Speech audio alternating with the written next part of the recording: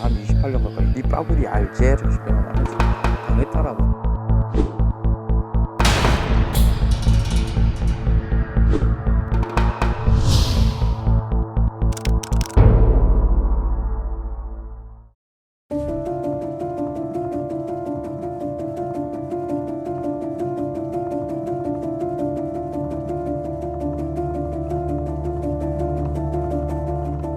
도착했을 때가 아마 밤 11시쯤 됐던 것 같아요. 신입소대를 거치지 않고 바로 본방으로 된 거거든요. 24소대, 누나는 23소대.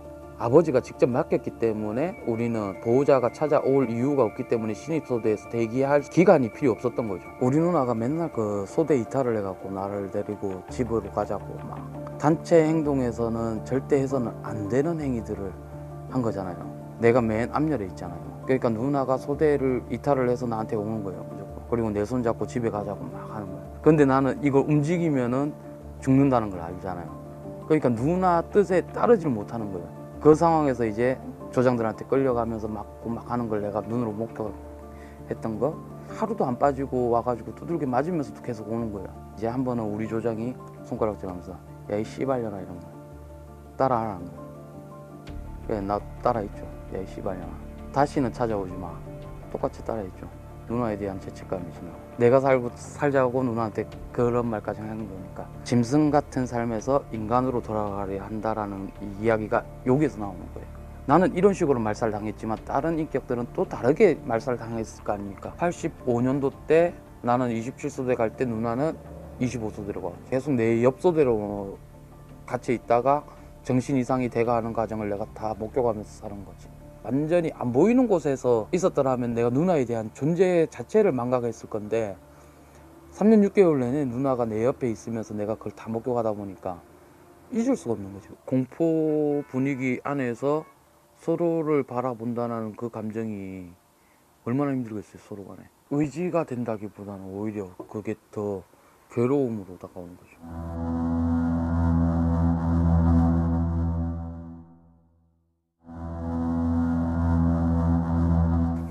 그러니까 이제 23소대에 있는 누나들이라고 해야 되지, 소대원들 대놓고 이제 약 올리는 거지 나한테. 네 누나 어저께 뭐 당했다더라, 뭐 당했다, 누구한테 따먹혔다더라. 말 안 듣는 소대원들한테 강제로 먹이는 CP제라고 있어요, 정신과 약.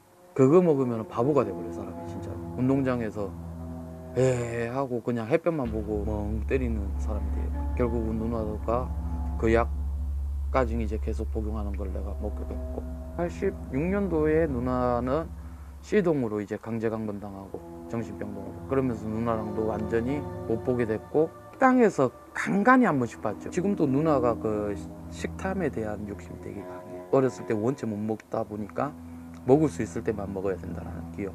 간식 같은 걸 내가 사주잖아요. 원래 일어나고 그걸 다 먹어버려요.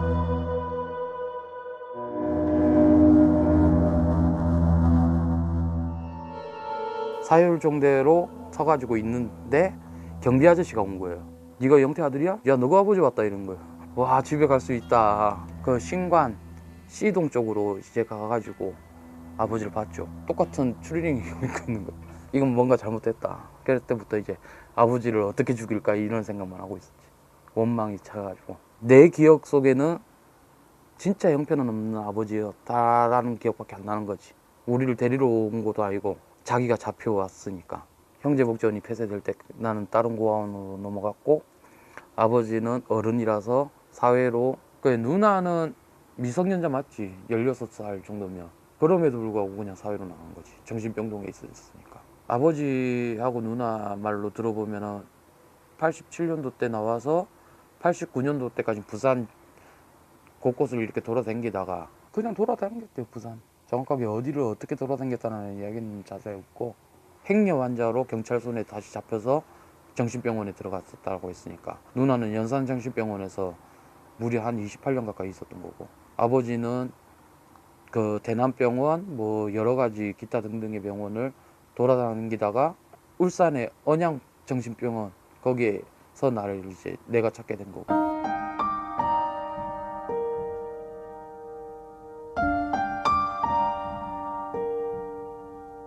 기초생활수급자 한번 동사무소 가서 신청해보라.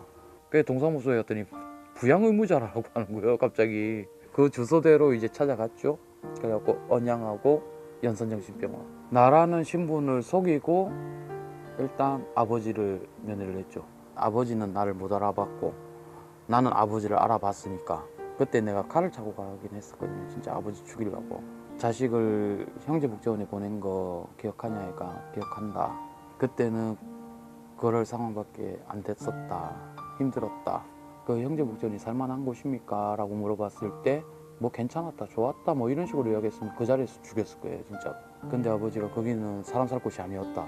많이 맞아가지고 갈비뼈도 부러졌고 막 그랬었다. 그런 곳에 자식들 맡긴 것에 대해서 미안해하거나 죄책감 같은 게 있었어요. 나라도 그러지 않았을까? 누군가가 공무원들이 와가지고 국가가 애들 관리하고 먹여주고 공부하러 주준다고 하는데 나라도 맡기지 않았을까? 이런 생각이 드는 거예요. 당신 앞에 있는 제가 누구로 보이시냐고 하니까 국가 공무원 아니냐고, 자기를 감시하려고 보낸 사람 아니냐고 이러는 거예요. 당신 아들 한종선이라고. 그러니까 아버지가 눈이 갑자기 반짝하는 거라. 순간적으로 탁 이렇게 쳐다보더니만 갑자기 눈을 탁 내리깔는 거예요. 그 다음부터 말 한마디도 안 하는 거예요. 무려 거의 한 3년 가까이를 말을 안 했어요. 그 정도로 죄책감에 시달렸던 것 같아요. 아버지한테 다음에 다시 면회 올게, 조금만 참고 기다려달라. 이 말이 84년도 때 아버지가 했던 말이잖아요. 종선아, 조금만 기다려라. 아버지 좀 갔다 올게. 내가 그 말을 했던 거죠. 나도 모르게. 용서가 되는 거예요. 이 원망이 다 사라지는 건 아닌데 이해는 되는 거니까. 그리고 나서 그 칼을 이제 버린 거죠.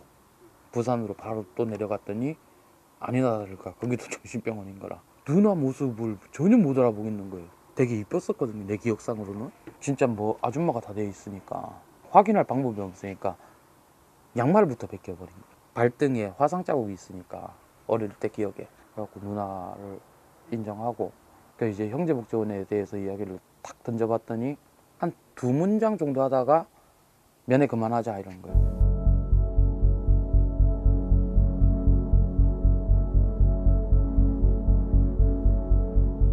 아버지랑 누나랑 특이한 점이 뭐냐면 형제복지원 이야기만 탁 하면은 짧게 잠깐 이야기를 하다가 어느 순간부터 못하게 해버려요. 그만해라. PD 수첩하고 면회를 했을 때 그 이후로 아버지가 짧게 한 3-4개월 동안 말 한마디도 안 했던 적도 있어요.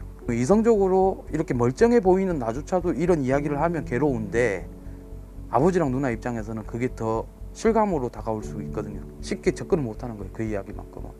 왜 형제복지원에 들어갔었냐 그 이야기를 하니까 집에서 TV 보고 있는데 파출소 순경이 나오라는 거예요. 서해 가서 이야기 좀 합시다 하면서 차에 실어놓고 형제복지원에 보냈다는 거예요. 누나한테 내가 물어봤거든. 형제복지원 안에서 당했었던 거에 대한 이야기를 물어볼 겸해였고 네 빠구리 알제라고 이렇게 탁 던졌는데 안다 이러는. 네가 그걸 어떻게 하노 이렇게 물어봤는데 여기 연산병원에서 당했다 이런. 남자 환자들이 여자 환자들을 강제 성폭행 같은 걸 한다던가. 형제복지원에 있을 때 당했다라는 거는 내가 소대원들한테 들어서 아는데 그 이후의 삶은 누나가 계속 시설 안에만 있었던 사람인데 그런 경험을 어떻게 당했는지 난 그게 알 수가 없었단 말이지. 정신병원 안에서 당했다라고 이야기를 하더라고. 아버지랑 누나가 저를 인정한 지가 몇 년 안 돼요 이제. 5-6년 정도 됐겠다. 자는 내 아들 아니다, 자는 내 동생 아니다, 뭐 이런 식으로 이야기를 해요. 자기들 기억 속에는 9살짜리 코찌찔이어야 되는데 저렇게 다 큰 아이가 어떻게 내 아들이냐 이런 식으로 이야기를 하죠. 2015년쯤에 이제 조금 더 그 환자 중심으로 하는 병원들이 있긴 있더라고. 옮기고 나서 누나랑 아버지가 말문이 트이기 시작한 거예요. 자기 권리 주장 같은 걸 좀 하기 시작하죠. 이제는 면회 언제 오노 해서부터 간식 뭐 갖고 오노, 이거 사달라 저거 사달라, 이런 욕구가 생겼다는 것 자체가 난 긍정적으로 보고 있거든요. 살아보겠다고 빠져나오겠다는 소리잖아요. 그래서 난 긍정적으로 봐요.